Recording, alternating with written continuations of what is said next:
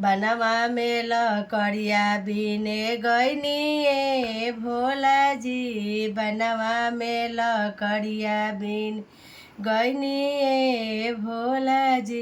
ओही लकड़ी बनावा में शिव के मंदिलावा। ओही लकड़ी बनावा में शिव के मंदिलावा। अरे सापावा देखत डरिया लागे ये भोला जी। सापावा देखत डरिया लागे ये भोला जी। ओही लकड़ी बनावा में शिव के मंदिलावा। ओही लकड़ी बनावा में शिव के मंदिलावा। अरे डमरू देखत डरिया लागे ये भोला जी। त्रिशूलावा देखत डरिया लागे ये भोला जी।